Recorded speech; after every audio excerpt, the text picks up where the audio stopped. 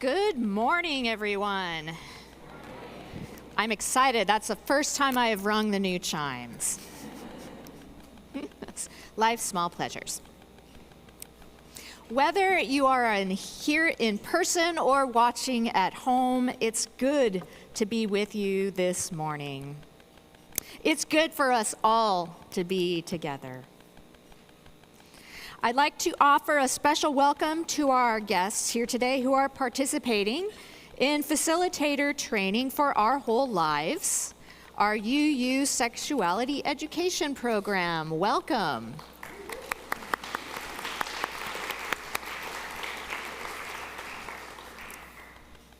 We're glad to have you with us today. As we gather together this morning, I would like to share with you words from Reverend Julia Corbett Hemeyer. We come into this sacred space, this hallowed hour, made sacred by our presence and intention here. We come with deep gratitude for everyday blessings, for the dependable changing of the seasons as they follow one another, for smiles and waves and spoken greetings, for being with others in worship, for babies and puppies and kittens, and for the wisdom of the old, everyday blessings that sustain us every day. Come, let us worship together.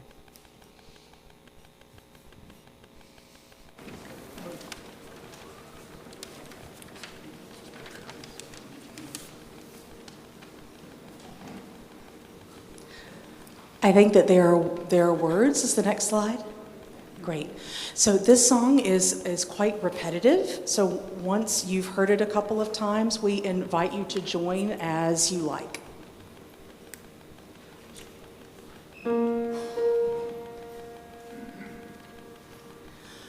Holy fire in the sun, water in the river, and wind within my lungs.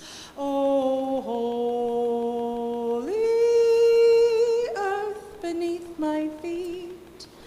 All of us are offerings and also at the feast.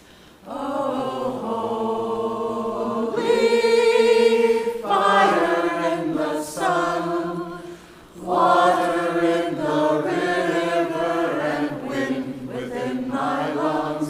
Oh, holy earth beneath my feet.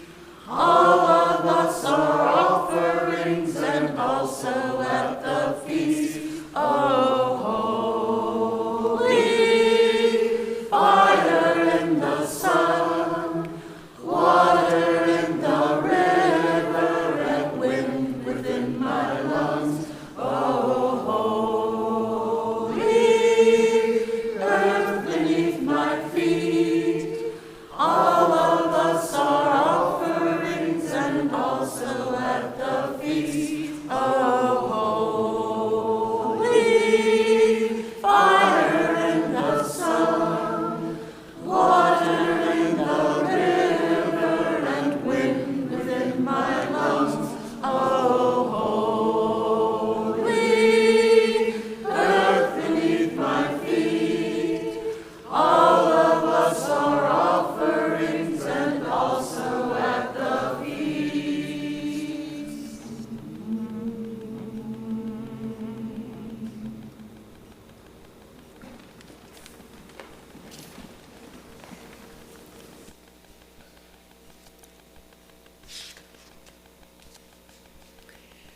The flaming chalice is the symbol of the Unitarian Universalist tradition, the liberal religious tradition to which this congregation belongs. Will those of you here in person please stand in body or spirit for our chalice lighting? If you have a chalice at home, I invite you to light it now.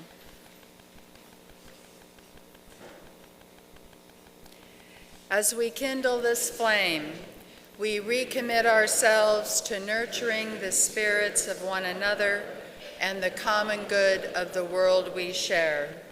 May the light of this flame be welcoming to all who seek a liberal religious home.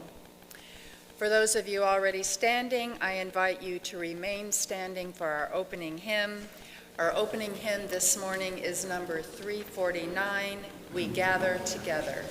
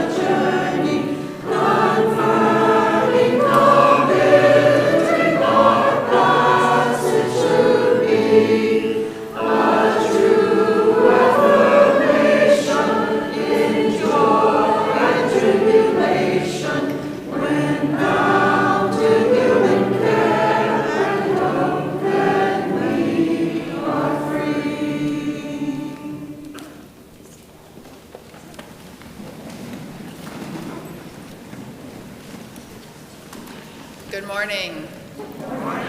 My name is Becky Elliott, she, her, and I'm glad to be part of your worship team this morning. Whether this is your first or your 1000th Sunday with us, and whether you strolled, rolled, zoomed, ran, or danced in, we are glad you chose to join us. We are one people of many beliefs, identities, origins, ethnicities, sexualities, and genders. So whoever you are, wherever you're from, whatever your faith or lack thereof, and whomever you love, all are welcome here. The UU Fellowship of Raleigh is an intentionally inclusive, liberally religious community actively serving the common good of our shared world. This morning after the service, one of our lay ministers will be available in the front right corner of the sanctuary, right over here, to talk with anyone who might be experiencing any difficult circumstances in their lives and would just like to talk with someone. I hope all of you will read through the chalice you received by email on Friday about everything happening here around UUFR, or check out the upcoming events section of our website. I'd like to highlight one item now. One Wake, a broad-based community organization to which UUFR belongs, is looking for people affected by the housing crisis to share their stories with elected officials at the next action on September 19th. Everyone deserves safe, comfortable, and affordable housing, no matter where you work or who you are. Do you want to buy a house but are unable to? Do you live further from your workplace than is sustainable?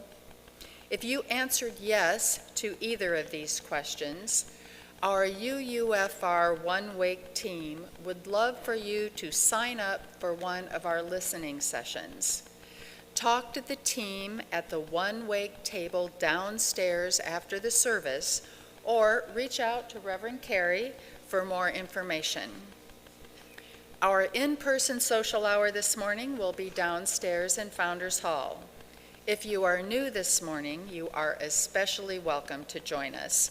And I'd like to remind everyone to please make a special effort to say hello to someone you don't know. And a special note about our social hour today, our OWL training guests will be served lunch in Founders Hall. For those of you still enjoying social hour as 12:30 approaches, you may see that food is being served. So if you're not getting trained with the OWL training, we ask that you refrain from eating any of the food meant for the trainees. We will be watching. I now invite you to meet and greet your neighbor.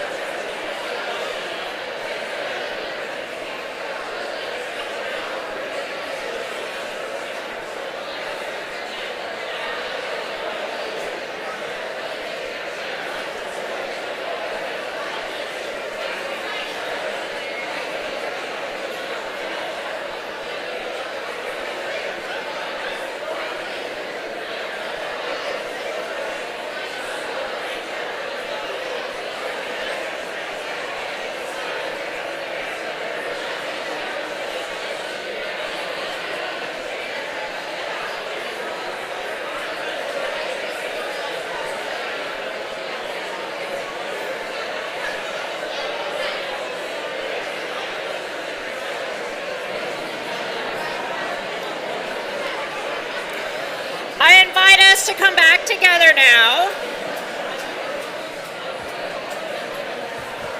Let's come back together and continue these conversations at coffee hour.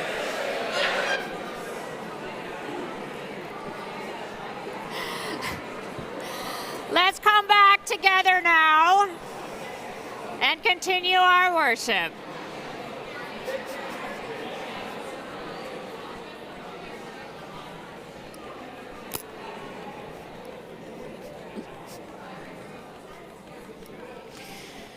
Oh, it's so hard to cut that off. Everyone's having so much fun. This is the time in our service when we acknowledge some of the joys and some of the sorrows of our community. We do this because we believe a joy shared is made even greater, and a sorrow shared is made easier to bear. We are sad to learn that Derek Rodriguez passed away yesterday. He was the grandson of a good friend of Emilio Sobral. Corinne Ehrlich will be having brain surgery on this Tuesday, the 11th. She asks us to pray to send some healing thoughts. Becky Elliott and Emilio Sobral are happy to share that their son Jonathan Mole married Wendy Baker last weekend. Congratulations.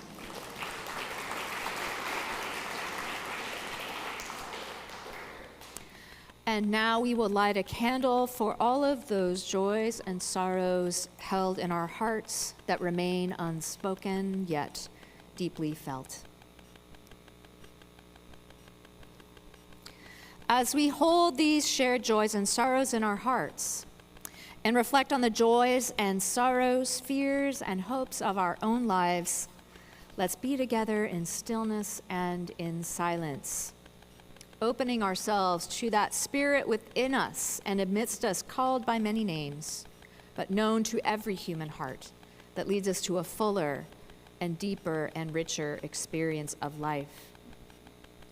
After the silence, we'll sing together hymn 402, From You I Receive, to You I Give. But for now, let's be together in stillness and in silence.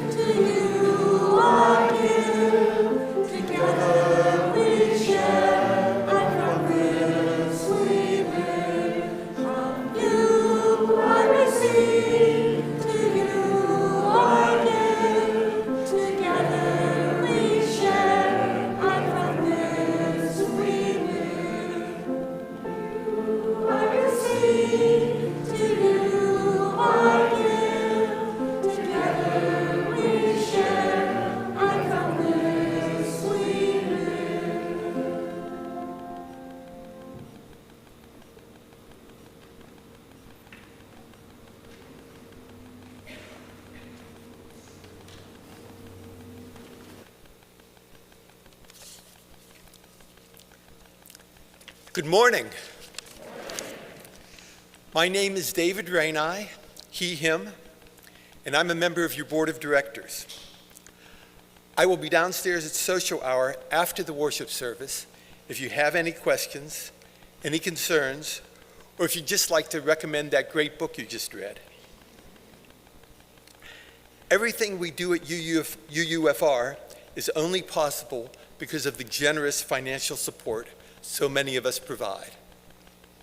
For those of you who have set up automated giving to UUFR, or who send in a check by mail every month, thank you for your generosity.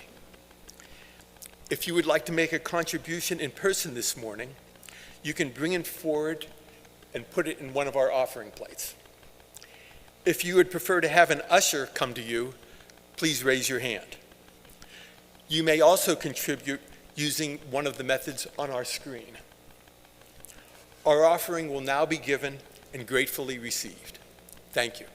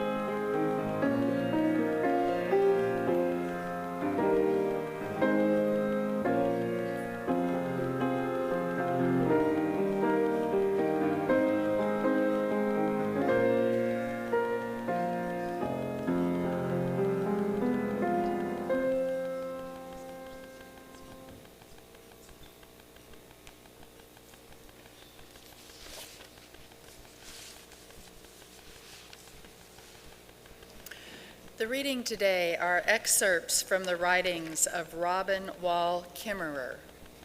Story.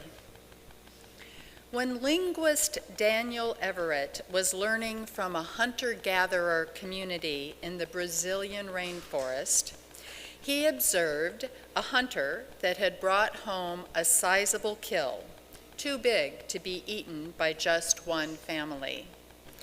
Everett asked how he would store the excess.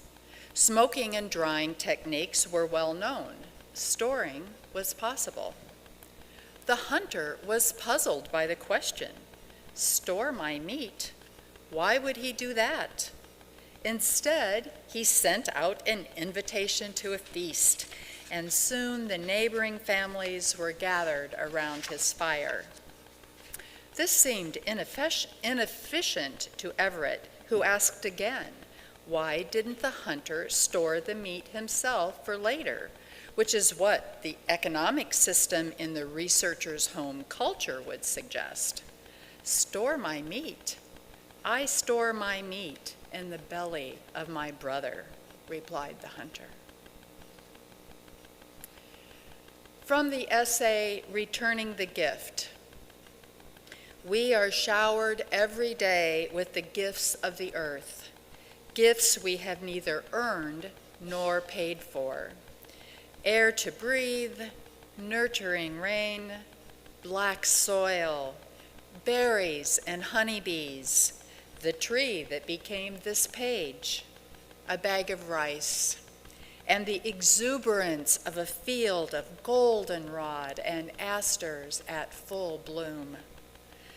My economics colleagues speak of these everyday miracles as natural resources, as if they were our property, just waiting to be transformed.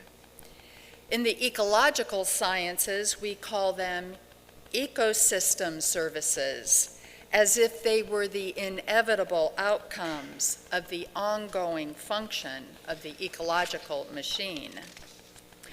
But to me, simply as a human person filling my basket with berries and my belly with pie, they feel like gifts bestowed by the other beings whose lives throb around us. Though we live in a world made of gifts, we find ourselves harnessed to institutions and an economy that relentlessly asks, what more can we take from the earth? This worldview of unbridled exploitation is, to my mind, the greatest threat to the life that surrounds us. From the essay, The Serviceberry, gratitude is so much more than a polite thank you. It is the thread that connects us in a deep relationship, simultaneously physical and spiritual, as our bodies are fed and spirits nourished by the sense of belonging, which is the most vital of foods.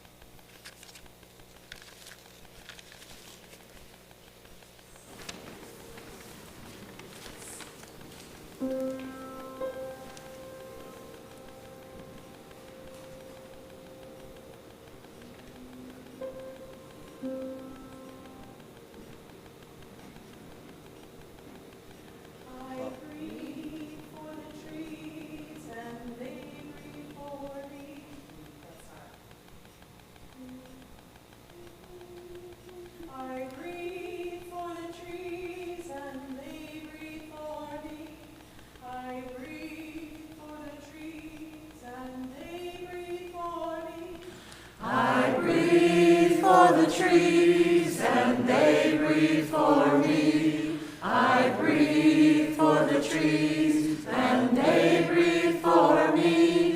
I breathe for the trees and they breathe for me. I breathe for the trees and they breathe for me. I breathe you and me and the trees.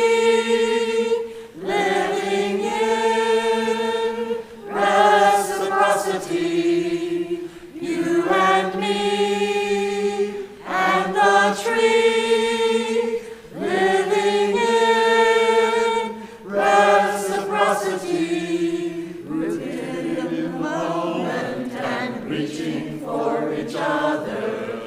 rooted in the moment and reaching for the dream. Rooted in the moment and reaching for each other. Rooted in the moment and reaching for the dream. I breathe for the trees and they breathe for me. I breathe for the trees and they breathe for me. I breathe for the trees and they breathe for me. I breathe for the trees and they breathe for me. I breathe for the trees and they breathe for me. I breathe for the trees and they breathe for me. I breathe for the trees and they breathe for me. I breathe for the trees and they breathe for me. I breathe for the trees and they breathe for me. I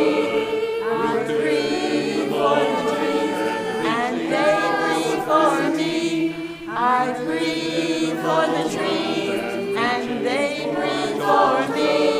I breathe for the trees and they breathe for me. I breathe for the trees and they breathe for me. I breathe for the trees and they breathe for me. I breathe for the trees and they breathe for me. I breathe for the trees and they breathe for me.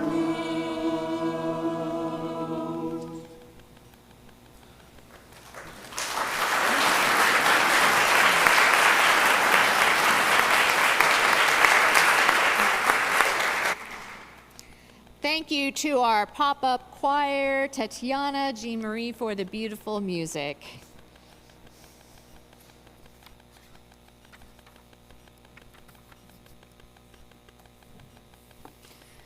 Today, I'm going to start my message a little differently.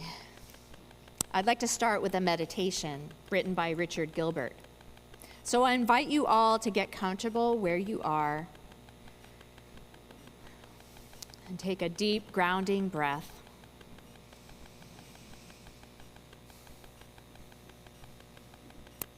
If you like, you may close your eyes or soften your gaze, whatever you're comfortable with.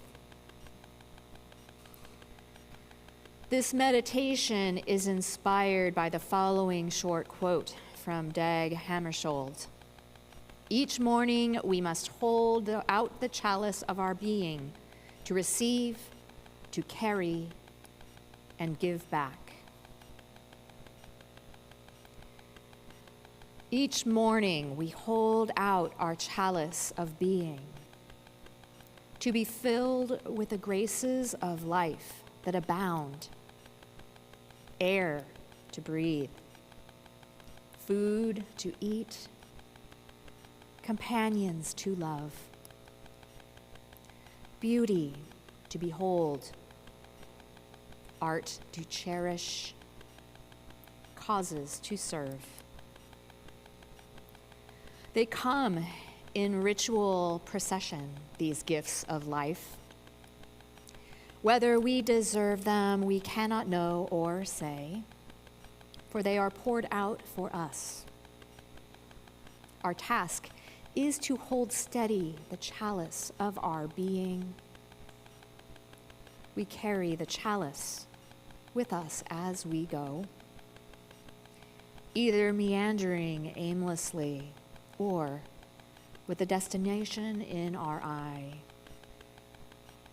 We share its abundance if we have any sense, reminding others as we remind ourselves of the contents of the chalice we don't deserve. Water from living streams fills it, if only we hold it out faithfully. We give back, if we can, something of ourselves.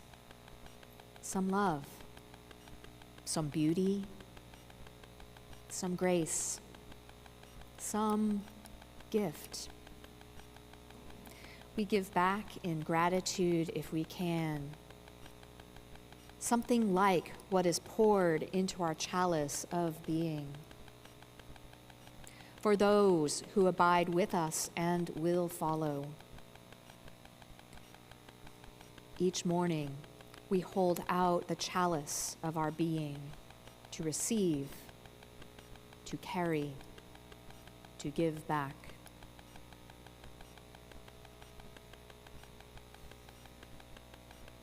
Before we move on to today's message, I invite you to take a moment and think about something you receive, you carry, you give back.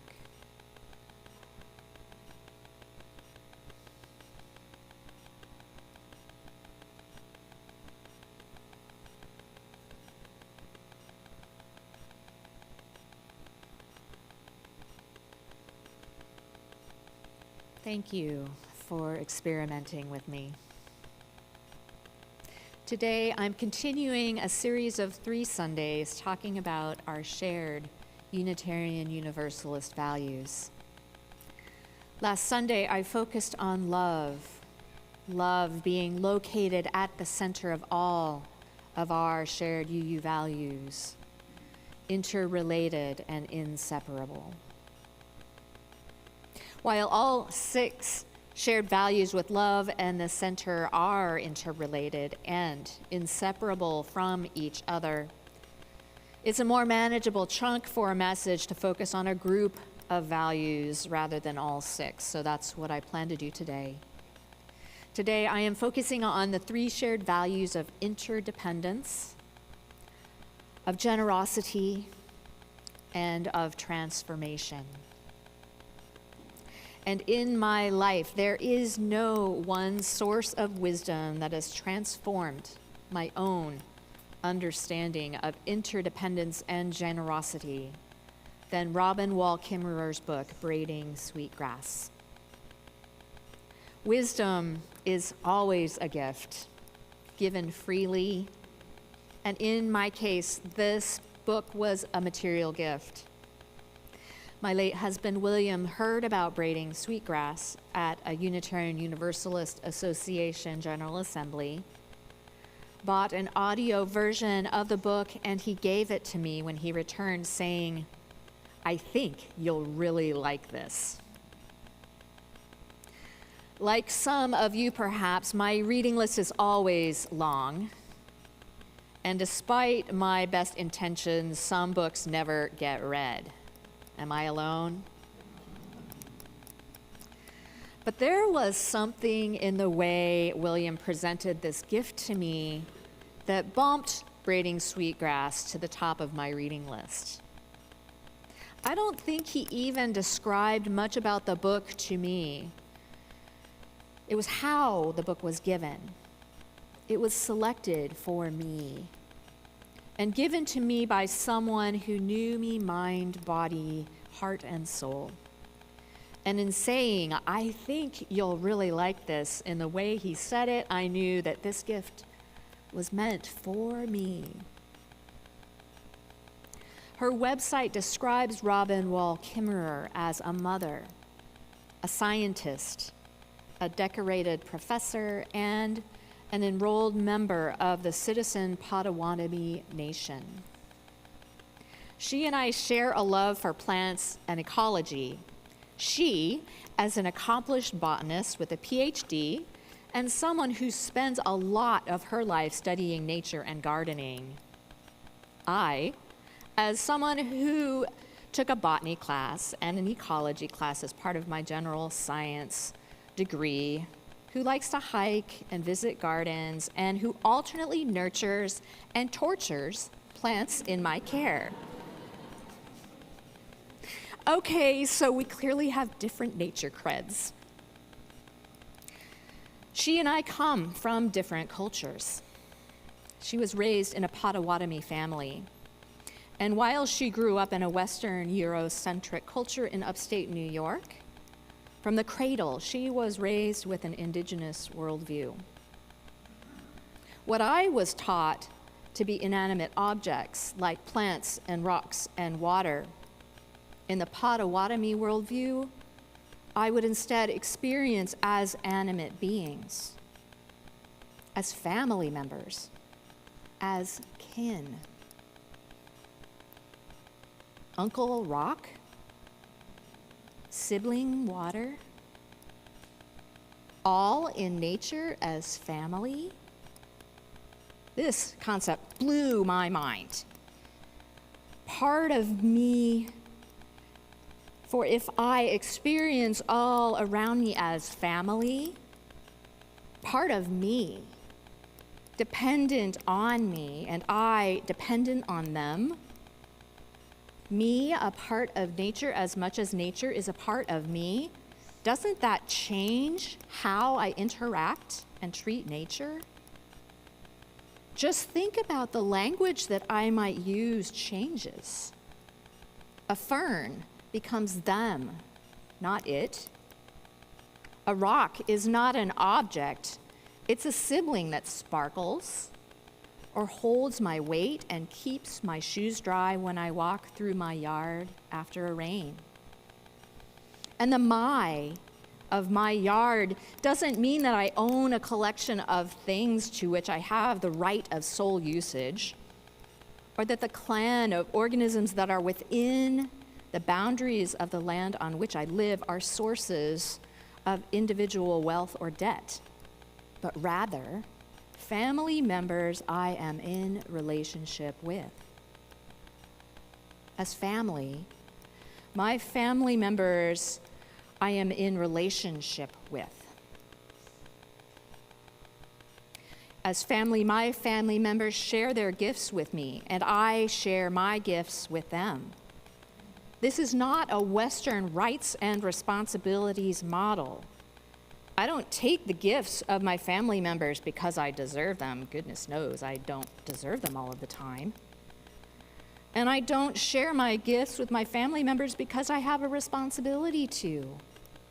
Sharing with family members, receiving from family members is just what families do because they love and they want the best for each other.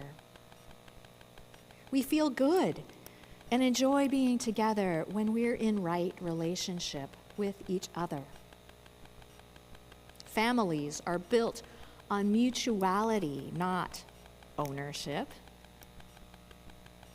A system of mutuality, that's how to describe our shared Unitarian Universalist value of interdependence.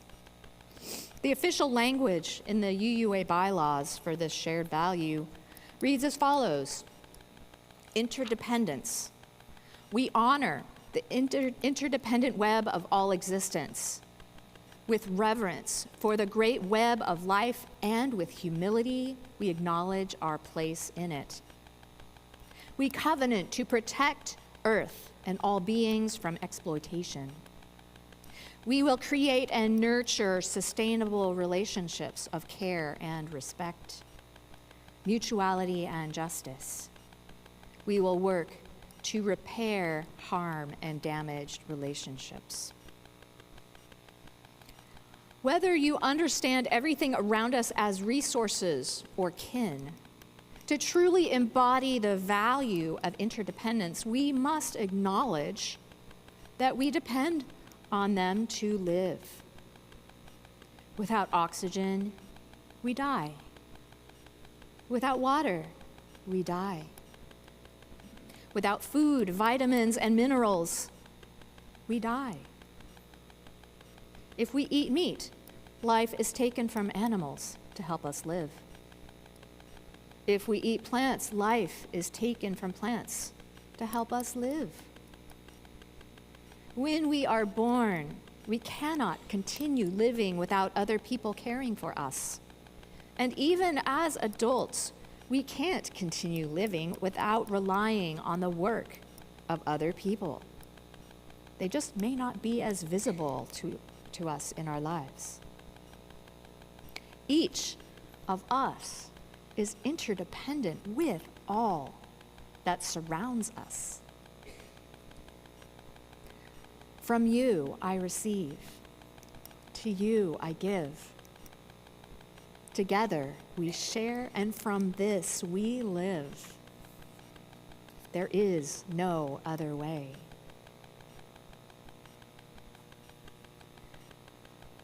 In her book, Braiding Sweetgrass, Robin Wall Kimmerer tells a story of how when she harvests something from the forest, she first gives a gift of tobacco. If she is taking the life of an animal, she will say a prayer of gratitude. This is an indigenous way of honoring reciprocity, of giving before taking. We heard earlier how the practice of gratitude is more than just a thank you. It is a thread of deep relationship. Gratitude creates a sense of abundance, of all of the gifts that we are given unearned, and regardless of whether we deserve it or not. And the fact that we are here when so many gifts are given to us that help us live, it is a deeply spiritual way of being. Giving before taking, taking and giving, reciprocity. She tells another story of going out in a canoe to harvest wild rice with one of her graduate students. And so she and her family members went out into this lake where there's wild rice, and they collected some of the rice, enough for what they needed. And they left a bunch behind. As they were paddling out, the graduate student said, but there's more rice left. You didn't take all the rice. And she answered, we took what we need. There are other beings that need the rice. The birds have enough to eat now. A part of generosity is honoring the generosity of the giver, not taking more than you need, sharing what you have out of a sense of abundance rather than scarcity, not hoarding, keeping everything for myself, but sharing what I have and leaving things for others who might need them. All of these practices of gratitude, all of these gifts received and gifts given, these are how we nurture community. This is how we honor our interdependence. The gift economy, our own current capitalist economy, describes wealth as having more wealth. If we think of the earth as a gift given to us by a loved one, won't we value it more?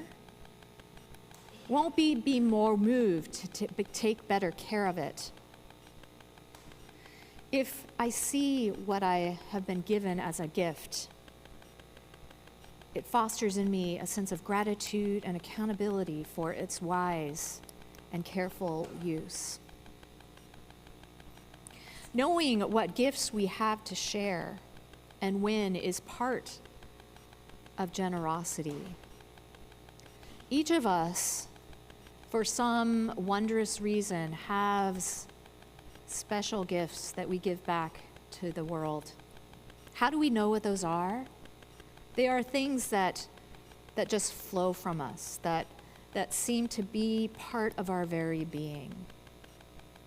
Part of generosity is knowing in ourselves, deep knowing of ourselves, knowing what our gifts are. One of my gifts is just a quiet presence, and that's one of the ways that I give back. Each of us, every one of us, has special gifts to share, and that is how we honor abundance and interdependence, by giving and sharing those gifts with others. The official language in the Unitarian Universalist bylaws for this shared value reads as follows: generosity. We cultivate a spirit of gratitude and of hope.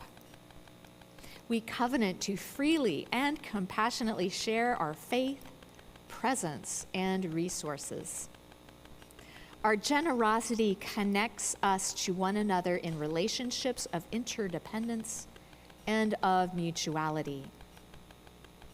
Notice that this covenant also says that sharing our faith is one of our practices of generosity. UUs are not known for their evangelism, but had the people at that UUA General Assembly not shared the wisdom of Robin Wall Kimmerer with my husband, I wouldn't be here talking with you today. Sharing of faith, of presence, and resources are all important ways we nurture relationships and strengthen communities. From you, I receive. To you, I give. Together we share, and from this we live. There is no other way. I mentioned in my service last week that Unitarian Universalism is a living tradition. This means that our faith is not defined by some orthodoxy decided by religious professionals centuries ago. It changes as we go along. As the world changes, we change. As we face new challenges, the faith changes as well. So that at any given moment, we are believing in ways, in things that are for the betterment of the world as it is right now. This is where I talk about the shared value of transformation. I don't know about you, but I'm not perfect yet. And while I really want to be perfect, it's probably not going to happen. We are constantly learning if we're given the chance to do so. Learning means making mistakes, which is the most annoying thing ever. And then we learn from our mistakes and the mistakes of others. We are not perfect, nor will we ever be. The world changes, and we learn new ways of being as a result. What was important centuries ago is not as important now. There are some things that are still important, but there are things that have changed, beliefs that have changed, knowledge that have changed. We are all in a constant state of development. Mistakes are a gift, for they provide opportunities for giving grace. The phrase in the UUA bylaws for transformation is as follows: transformation. We adapt to the changing world. We covenant to collectively transform and grow spiritually and ethically. Openness to change is fundamental to our Unitarian and Universalist heritages, never complete and never perfect. I see transformation as kind of an evolution of the soul. And I think this is one of the most wisdom-based of our shared UU values. From you, I receive. To you, I give. Together we share, and from this we live. I began this message with a meditation that calls us to hold steady the chalice so that we can collect the gifts that life gives us undeservedly and unearned. What I receive, I see as interdependence. What I carry is the opportunity for transformation. What I give is generosity. I was given the gift of braiding sweetgrass and the wisdom therein. I was transformed by its wisdom. I shared what I learned from it with you now. From you, I receive. To you, I give. Together we share, and from this we live. I wouldn't have it any other way. May it be so, and amen.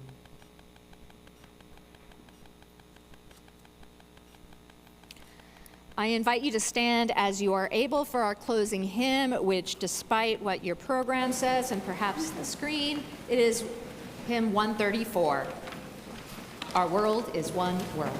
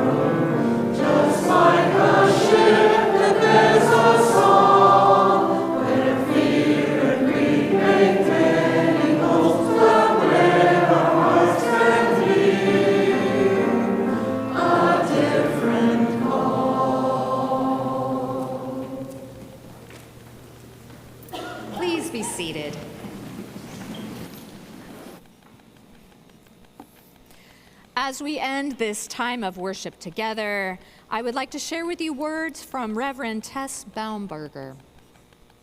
None of us can do this alone.